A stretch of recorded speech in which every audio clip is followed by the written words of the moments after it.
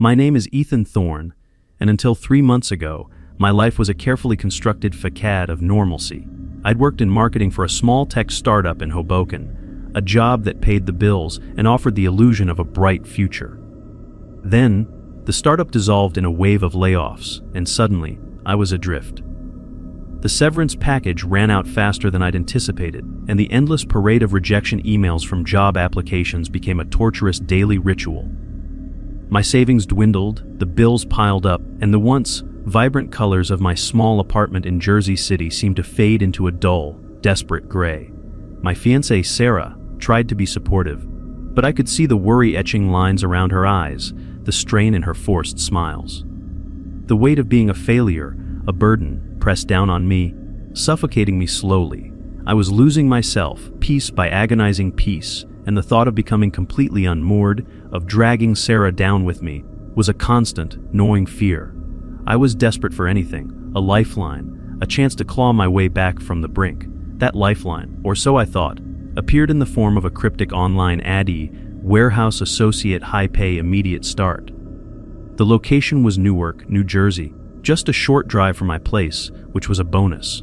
The pay was surprisingly generous, almost too good to be true for a warehouse job. But desperation blurs the lines of skepticism. I applied, interviewed, and was hired within days. They barely looked at my resume, which should have been my first red flag. My new employer was a company called Logistics Solutions, Inc., a name so generic it might as well have been generic company that does stuff. The interview itself was brief, conducted by a gruff, imposing man named Vinny Moretti, whose eyes held a strange, knowing glint that I couldn't quite place. He seemed to assess me not for my skills, but for something else entirely, something I couldn't articulate then. He just grunted, "You look like you can lift. You start Monday, 6 a.m. sharp." The warehouse itself was an imposing, windowless monolith of gray concrete, squatting amidst a sprawling industrial complex on the outskirts of Newark.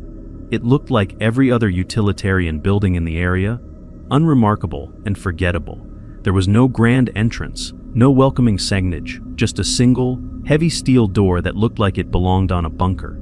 The air hung heavy with a strange, metallic tang, and a faint, almost imperceptible hum seemed to vibrate beneath the concrete floor. As I walked in for my first shift, the silence inside was almost deafening, broken only by the distant, rhythmic clang of something unseen. Vinny met me inside, his presence filling the already cavernous space. He gestured towards a laminated sheet tacked to a bulletin board. "Your rules, Thorne," he barked, his voice raspy. "Memorize M, follow 'em, no exceptions, break M and you'll regret it." My eyes scanned the list, my initial relief at securing a job quickly replaced by a creeping unease. The rules weren't about safety protocols or inventory management. They were different. The tenets of Warehouse 734: never work alone. Always ensure a coworker is within sight, especially after sunset.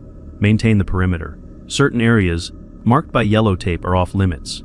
Do not cross. Do not even look directly into them. The blackout protocol is absolute. If the power goes out, vacate the premises immediately. Do not attempt to retrieve personal belongings. Do not wait for instructions. No direct eye contact with the shrouded figures. If you perceive tall, indistinct shapes in the deeper shadows, avert your gaze. Do not acknowledge their presence. Do not speak of them. Adhere to the shifting schedule. At precisely 10:30 a.m. and 3:15 p.m., you must relocate to a designated safe zone within the warehouse. Do not be late. Silence is paramount after hours. Any unnecessary noise amplifies their attention. Personal belongings are not to be left overnight. What stays may not be yours in the morning. Report anomalies to the keeper. Any deviation from the normal routine, no matter how small, must be reported to the keeper immediately. Do not attempt to investigate on your own. No unauthorized entry into Sector Gamma. Access requires the keeper's express permission. The cycle continues. Your presence here serves a purpose. Do not question it. A cold knot formed in my stomach as I read, shrouded figures, keeper, cycle. This wasn't just a warehouse. It felt like a set of instructions for surviving a horror movie. My mind reeled, trying to rationalize what I was seeing. Was this some kind of elaborate prank, a hazing ritual for new employees? But Vinny's face was devoid of humor, his gaze unwavering. He was utterly serious. The financial pressure, however, was a relentless demon on my back, whispering insidious promises of stability, of a way out of the abyss. I needed this job, no matter how unsettling the terms. I swallowed hard, the metallic tang in the air suddenly tasting like dread. Got it? I managed, my voice a thin, reedy sound. Vinny just nodded, a grim satisfaction playing on his lips.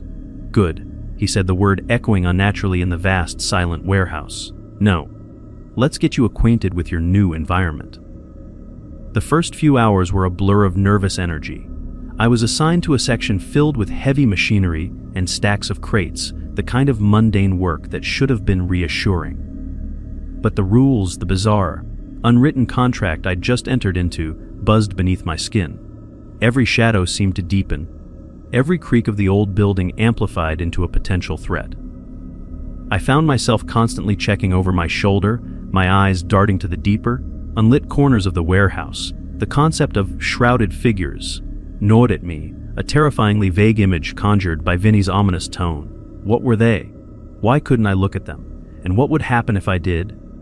The quiet hum that I'd noticed earlier seemed to intensify, a low, almost subliminal thrum that vibrated in my chest, a constant, unsettling reminder of the unknown. I tried to focus on the work, to ignore the rising tide of unease, but it was like trying to stop a rising flood with a teacup.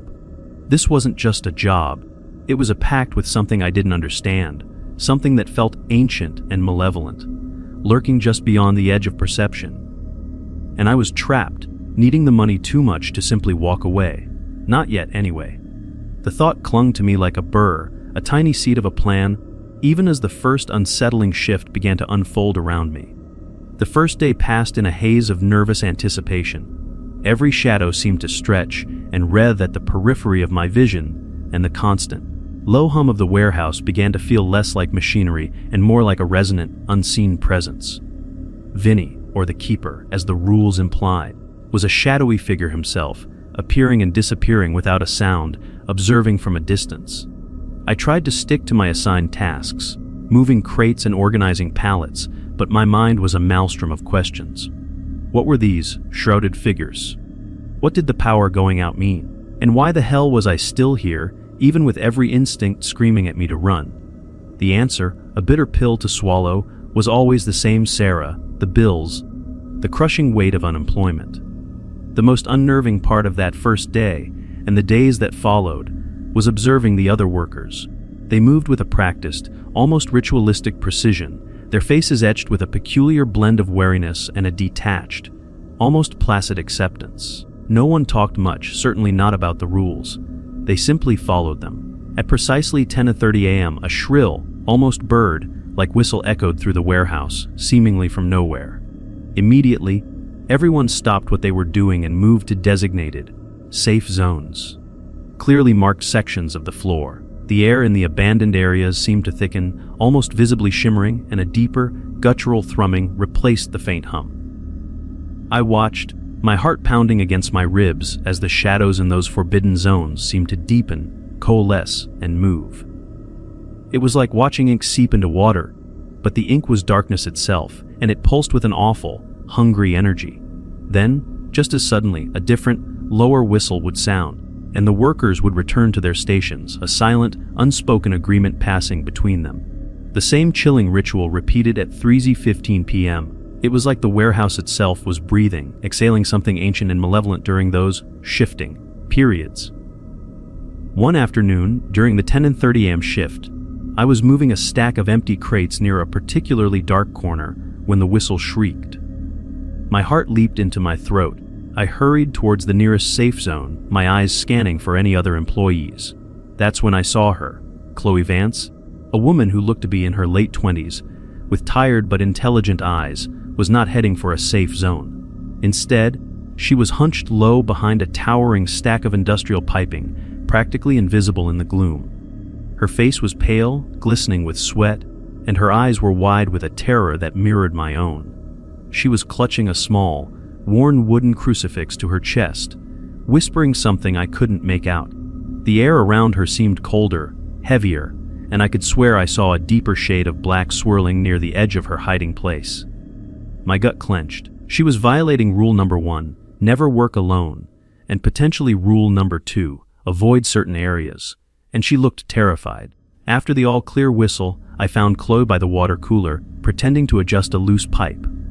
"Hey," I said, trying to keep my voice casual. "I noticed you. You were a bit off the mark earlier." She flinched, then turned, her eyes darting around the mostly empty break room. "Look, new guy," she whispered, her voice strained. "You don't know what you saw. Just follow the rules. It's for your own good. For everyone's good? The rules?" I pressed. "What are they protecting us from? And what were you doing back there?" Chloe's gaze hardened, then softened with a flicker of something akin to pity. "They're not just rules, Ethan. They're protocols. Safeguards. This place, it's alive, and it's hungry." She paused, took a shaky breath. "People disappear here, Ethan. Not just fired or quit. Disappear. Management gives some lame excuse, but everyone knows. They broke a rule. They went too far." "Who?" I asked, my voice barely a whisper. "Who disappeared?" She looked away, her eyes fixed on a distant, grimy wall. There was Marcus, big guy, always laughing. Didn't believe in the shifting schedule. Said it was nonsense. 1:30-15 shift. He just wasn't there. No trace. Then Brenda. She tried to look directly at one of them, one of the shrouded figures. Said she wanted to see what all the fuss was about. The next day, her locker was cleared out, and her car was gone from the lot. Management said she quit. We all knew better. My blood ran cold. This wasn't some hazing ritual. This was real, and the casual, almost resigned way Chloe spoke of it sent shivers down my spine. The image of the shrouded figures, vague and unsettling before, now took on a terrifying new clarity. Indistinct shapes. Avert your gaze. What if you didn't? The thought was a raw, primal fear bubbling up from the depths of my subconscious. The next few days were a blur of growing paranoia. Chloe's words echoed in my mind, each shift becoming a gauntlet of anxiety. I followed the rules religiously, almost obsessively, my eyes constantly scanning for any sign of a shrouded figure, any shift in the eerie atmosphere. The hum of the warehouse seemed to grow louder, more insistent, and I started noticing things.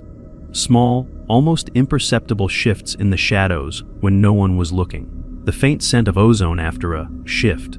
A fleeting glimpse of something impossibly tall and thin in my peripheral vision, gone before I could focus. It was like living in a constant state of pre-dread, waiting for the other shoe to drop, for the unknown to finally reveal itself. One evening, after my shift, curiosity, that dangerous, insidious serpent, finally got the better of me. The rule about no unauthorized entry into Sector Gamma had been gnawing at me. What was so special about it? Why was it so strictly off limits? I waited until the last of the other workers had left, and the warehouse was steeped in an almost absolute silence, save for that omnipresent hum. My heart hammered against my ribs like a trapped bird. Vinny had left earlier, and I knew I had a small window. Armed with my phone's flashlight, I crept towards the northern section of the warehouse, where Sector Gamma was supposedly located. The air grew colder with every step, the hum vibrating with an almost painful intensity. My breath hitched in my throat as I reached a section of wall that seemed ordinary, unassuming. But running my hand along it, I felt a faint seam, almost imperceptible. Pushing gently, a section of the wall swung inward, revealing a narrow, dust-filled passage. The air inside was stale, heavy, and carried a faint, coppery scent. This was it. This was Sector Gamma, and whatever was inside, I knew, was not going to be mundane. My flashlight beam cut through the oppressive darkness, illuminating a single, battered metal desk, and on it, a decaying, leather-bound journal. The name etched on the cover, in faded, elegant script, sent a fresh wave of dread through me. Raymond Cooper, Keeper's Log. My hands trembled as I picked it up, the leather cold and dry against my skin. The first page was dated October 14th, 1985. I knew, with a chilling certainty, that I had just stumbled upon the true, horrifying history of this place. And there was no turning back now.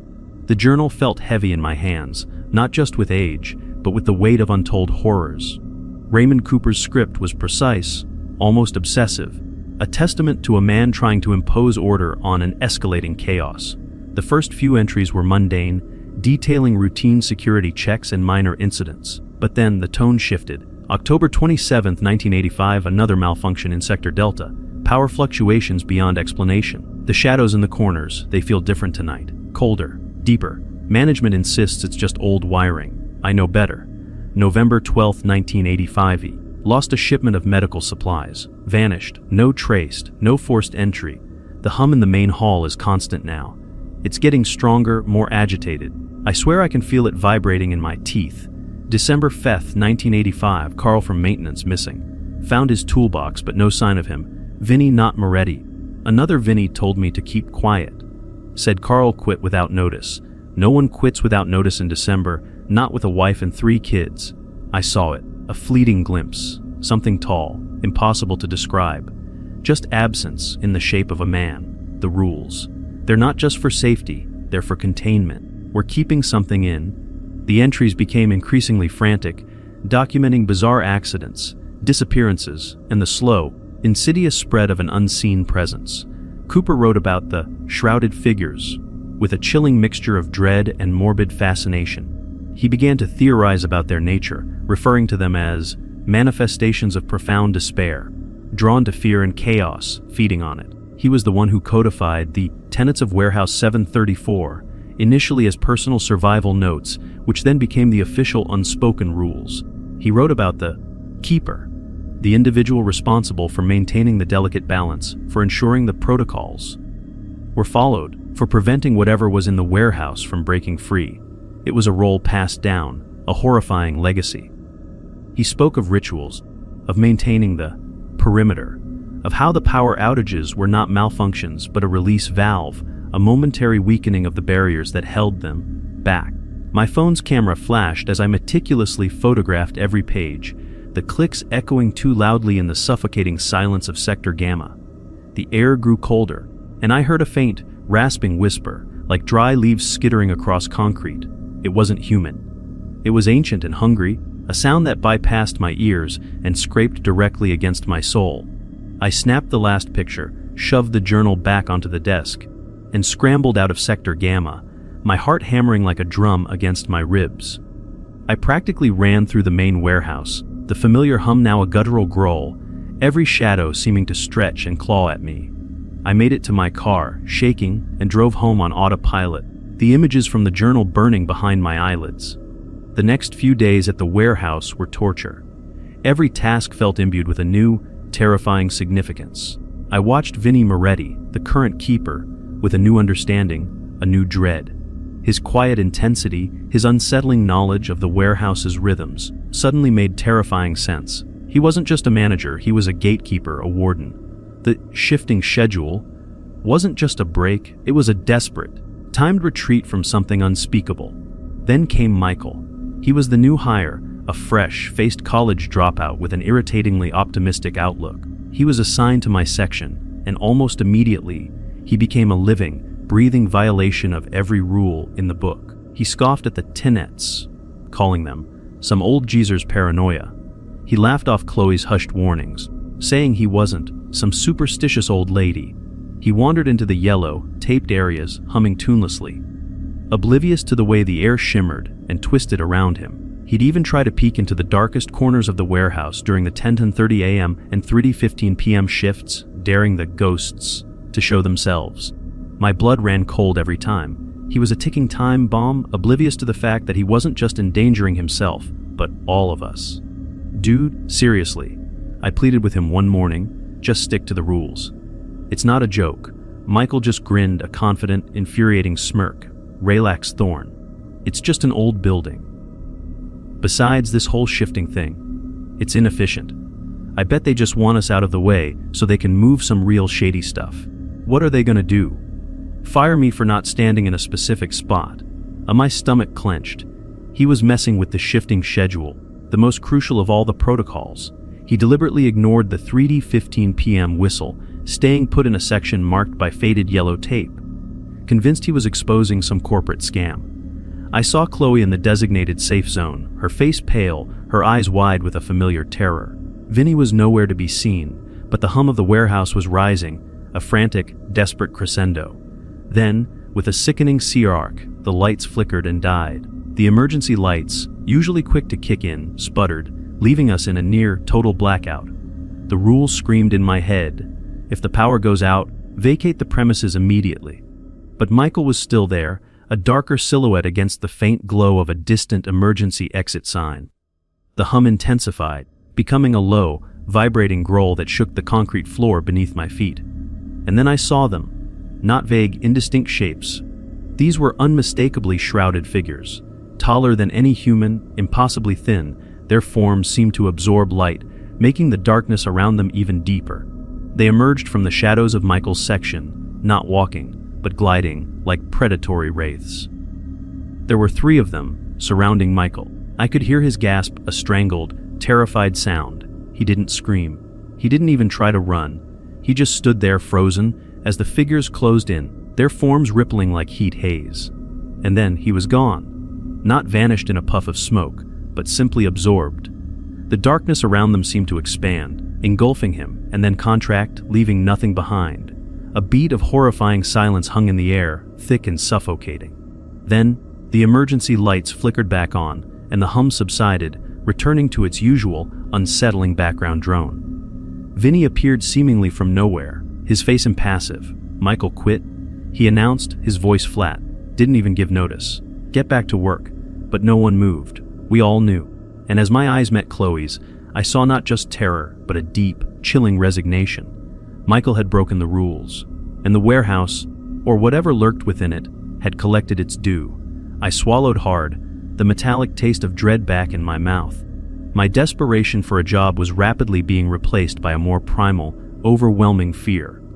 The rules weren't just about survival, they were about a deeper, horrifying bargain, and I was now a part of it. The symbol of the shrouded figures, once an abstract concept, was now a vivid, terrifying reality, forever etched into my mind. I knew with absolute certainty that I had to find a way out of this nightmare, or I would be next. Michael's disappearance hung in the air like a shroud, a silent, damning testament to the horrifying truth of Warehouse 734. Vinny's callous dismissal, "Michael quit," was a lie that grated on every nerve. Chloe and I exchanged a look of shared horror and understanding. The other workers, their faces impassive, resumed their tasks as if nothing had happened, a chilling display of ingrained compliance. It was a terrifying reality. We were all expendable, sacrificed at the altar of whatever nameless horror this place contained. The image of the shrouded figures, tall and consuming, was burned into my mind, a fresh, vivid trauma. They were real, and they were here. The fear, however, transmuted into something else, a desperate need for answers, for a way out. Michael's fate had sealed it.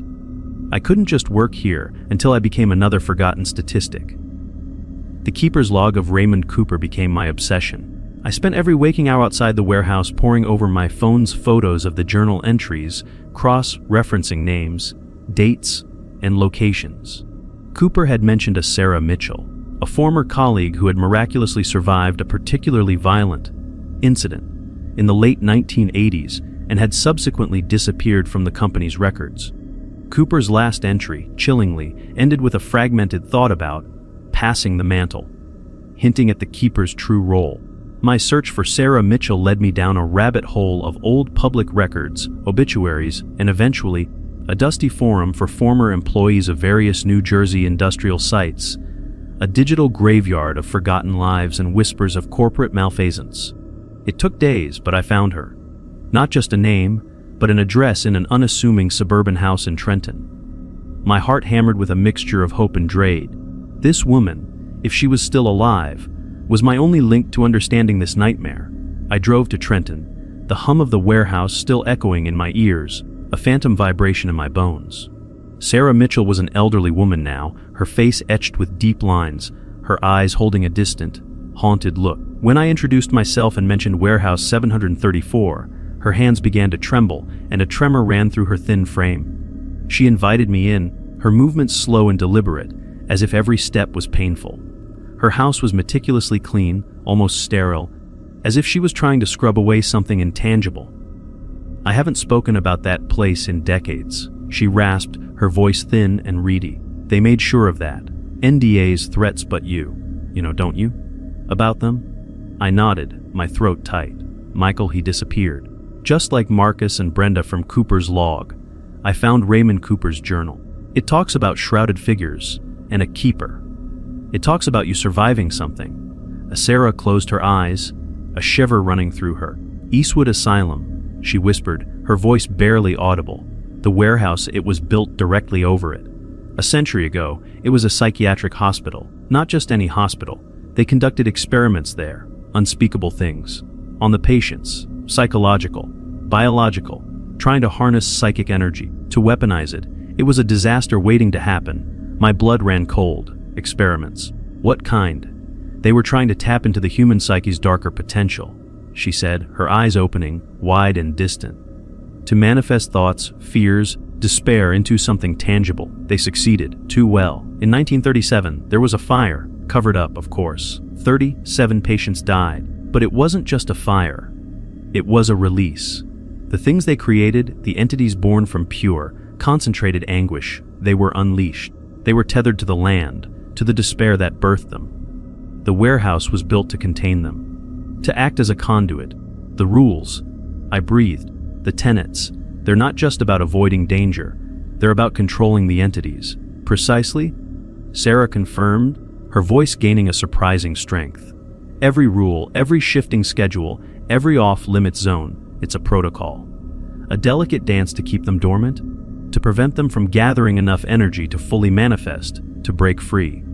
And the keeper is the linchpin. They are chosen. They are the ones who maintain the balance. They are the ones who can perceive the entities, connect with them, keep them contained." Her eyes fixed on mine, a terrible knowing in their depths. "And Vinnie Moretti, he's the keeper now. And he's been watching you, Ethan. He sees something in you, something that makes you a candidate." A candidate. For what? The answer slammed into me with the force of a physical blow. The journal, the disappearances, Vinnie's strange assessment during the interview, it all clicked into place, a horrifying mosaic. I was not just an employee, I was being vetted. For the keeper's role. To be eternally tethered to this place, to these entities, to this living hell. The thought filled me with an existential dread so profound. It stole my breath. I had found my answers, but the truth was far more terrifying than any nightmare I could have conjured. I was not escaping this warehouse. I was being pulled deeper into its terrifying, silent abyss. The hum, the shrouded figures, the rules, they weren't just a job, they were a prison. And I was about to be given the key to lock myself in. Sarah Mitchell's words echoed in my mind as I drove back to Jersey City, each syllable a hammer blow against the fragile walls of my sanity. A candidate. The thought was a grotesque parasite, burrowing deep, feeding on my fear. The hum of the warehouse, which I now knew was not machinery but the collective vibration of contained entities, seemed to follow me, a phantom resonance in my very bones. My apartment, once a sanctuary, now felt like a temporary holding cell, a brief reprieve before the inevitable. Sarah, my fiancée, noticed the change immediately. My eyes were perpetually wide, haunted. I barely ate, barely slept. My conversations with her became clipped, monosyllabic. I couldn't tell her. How could I? "Honey, I think my new job requires me to become the mystical jailer of interdimensional despair entities." She'd think I'd lost my mind, or worse, that I was on drugs. This isolation, this inability to share the horrific truth, began to erode me from the inside out. The following days at Warehouse 734 were a living nightmare. Every instruction from Vinnie, every mundane task, was imbued with a sinister undertone. He watched me with an unsettling intensity, his gaze lingering, assessing. The shifting schedule became a torturous countdown, each whistle a reminder of the entities that briefly exerted their power. I found myself instinctively averting my gaze from the deep shadows. The memory of Michael's absorption of visceral terror, the image of the shrouded figures, once a chilling concept, now felt like a personal threat, their unseen presence a constant pressure on my chest. One night, I couldn't sleep. The hum from the warehouse, though miles away, vibrated in my head. I decided to confront Vinnie. I needed to know. I drove back to the warehouse in the dead of night, the moon a sliver in the inky sky, casting long, unsettling shadows. The building loomed, a darker mass against the night, its windows still empty eyes. Inside, only a few scattered work lights cast pools of sickly yellow. The air was thick, charged with an almost palpable energy. I found Vinnie in his small, Spartan office, poring over old ledgers. He looked up, his eyes meeting mine with an unnerving calmness, as if he had been expecting me. Don't you, Thorn?" he said, his voice a low rumble. "About Cooper. About Sarah. About what this place really is. It's a prison," I choked out, my voice raspy. "For things born from despair." Vinny nodded slowly. "And I am the keeper. The one who ensures they stay contained. It's a heavy burden, Ethan. One passed down through generations. A lineage of wardens for a forgotten hell." He gestured around the quiet warehouse. "Every rule, every protocol in Cooper's journal is a spell, a ward. The shifting schedules, the forbidden zones, even the hum you feel, it's all part of the mechanism. It contains them. But the mechanism, it needs a human anchor. A consciousness to guide it, to reinforce the barriers. That's the keeper's role. Why me?" I asked, desperation lacing my voice. "Why did you choose me?" Vinny looked at me, a strange mix of pity and grim determination in his eyes. "You see them, Ethan. You perceive the truth beneath the veil. Not everyone does. Most people, their minds simply reject it, categorize it as static or a trick of the light. But you see the shrouded figures. You feel the hum, not just as noise, but as a living presence. That's the mark, the connection. You're sensitive to their presence, to their influence, just like I was. Just like Cooper was. The warehouse chose you, Ethan, not me." He stood up, walking to a secured cabinet. From it, he pulled out a heavy, leather-bound book. Much older and more ornate than Cooper's journal. Its cover was etched with strange, swirling symbols that seemed to writhe in the dim light. "This is the true tome of the Keeper. It contains the deeper rituals. The true connection. I am growing old, Ethan. My connection is weakening, and the entities, they are growing restless. Michael was a consequence of that weakening. I need a successor. Soon." Just as he finished speaking, a deep, resonant boom echoed through the warehouse, shaking the very foundations. The lights flickered wildly, the emergency lights struggling to stay on. A guttural, mournful wail, like 1,000 souls in torment, ripped through the air, distinct from the hum, infinitely more terrifying. The hum itself intensified, reaching a fever pitch, vibrating through the floor, the walls, my very teeth. "They're pushing," Vinny said, his face grim. "The barriers are failing. A surge, a weakness. This is it, Ethan. This is your choice. Join the ritual. Become the keeper. Bind yourself to this place, to these things, and keep the world safe from them. Or let them loose. Let them consume everything." He pushed the heavy book into my trembling hands. "The ritual must be performed now, or it will be too late. The cycle demands a new keeper." My mind raced, a whirlwind of terror and impossible choices. Let them loose. The thought of those shrouded figures, unfettered, preying on the outside world, on Sarah, on everyone I knew, was a horrifying prospect. But to be chained to this place, to this constant, gnawing dread for the rest of my life, to become a silent, solitary guardian of a forgotten hell, to abandon my life, my love, my future. The weight of the book in my hands felt like a death sentence, a gravestone. Vinny led me to the center of the main hall, where a large, circular symbol, faded but still visible, was etched into the concrete floor. It was a complex mandala of interlocking lines and esoteric sigils, resonating with a faint, pulsing light that seemed to emanate from within the concrete itself. This was the heart of the containment. "Place your hands on the symbol," Vinny instructed, his voice firm. "Art, open your mind. Let the hum flow through you. Let the entities know you are here, and take up your burden." The decision was not a choice, but a surrender. The outside world, the world where Sarah lived, was suddenly more precious, more vital than my own freedom. With a deep, shuddering breath, I placed my hands on the cold, vibrating concrete of the symbol. As my palms made contact, a searing jolt of energy shot through me, an electric current that wasn't painful, but overwhelming. The hum intensified, no longer just a sound, but a force, a consciousness flooding into my mind. I saw them then, truly saw them, not just as shadows, but as swirling vortexes of despair, ancient and hungry. They were screaming, thousands of voiceless screams filling my head. And then, slowly, the screams began to subside, replaced by a dull, constant thrum, a resonant connection. I was part of it. I was connected. I was the keeper. And my normal life, the life I knew, was gone forever, swallowed by the darkness I now swore to contain. The weight of it was crushing, a permanent pall over my soul. This was not a victory, it was a sacrifice. And the cycle, the terrifying, endless cycle, had claimed another victim. Me. The connection was a tangible thing, a cold, metallic thread woven through my very being, linking me to the despairing hum of Warehouse 734. The screams of the entities, though now muted, resonated in the back of my mind, a constant, low thrum beneath my thoughts. Vinny, observing my transformation, merely nodded, a somber satisfaction on his face. "Welcome, Keeper," he said, his voice softer than I'd ever heard it. "The cycle continues. You are bound now, to this place, to them." He explained the nuances of my new reality, the heightened sensitivity to the entities, the subtle ways they tried to push at the boundaries, the constant vigilance required. My perception of the world had irrevocably shifted. The mundane became tinged with the spectral.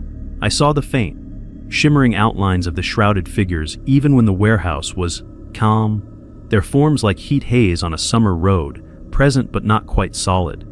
The hum was no longer just in my head, it was in the air I breathed, the ground I walked on. Vinny spent the next few weeks transferring his knowledge, a grim mentorship. He taught me how to feel the subtle shifts in the entity's agitation, how to interpret the fluctuations in the warehouse's hum. He showed me the deeper, hidden protocols, the minor rituals of maintenance that kept the veil thin but intact. He spoke of the solitude, the impossibility of ever truly leaving, of the burden that would define the rest of my life.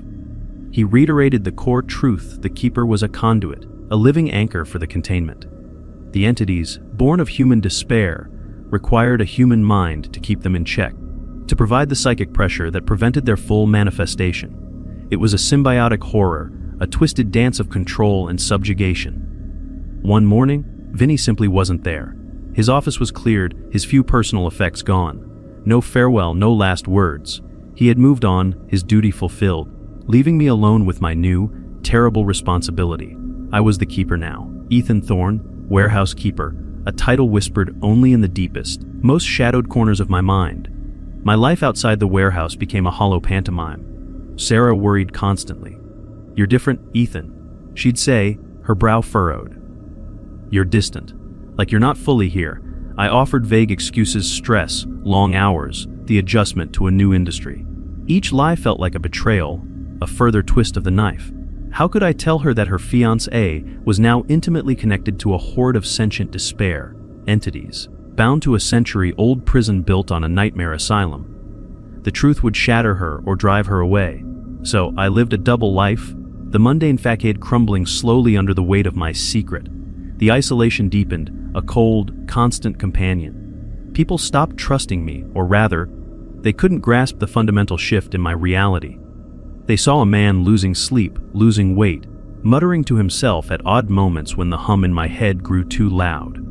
My friends drifted away, convinced I was spiraling.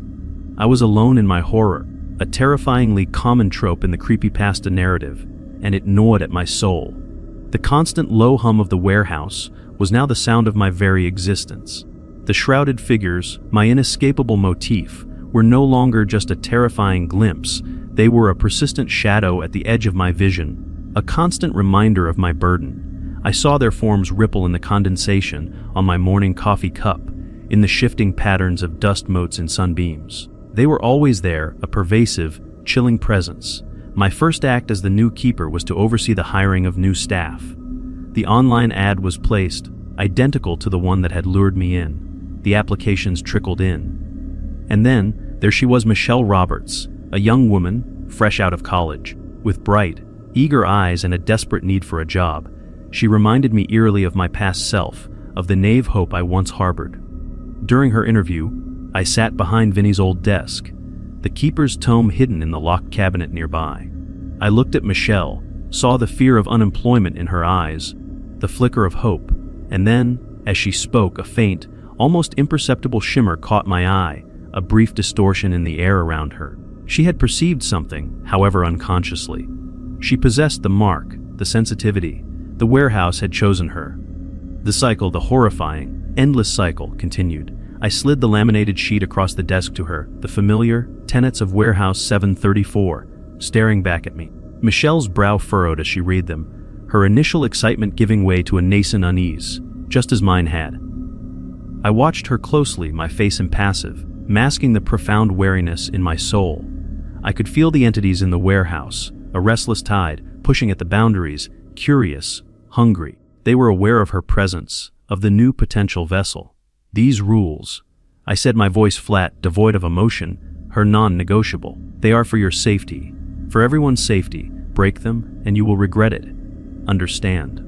Michelle looked up, her eyes wide, a flicker of doubt in their depths. She swallowed hard, nodded. Yes, Mr. Thorne, I understand. I leaned back in the chair, the hum of the warehouse now a symphony of quiet dread in my ears.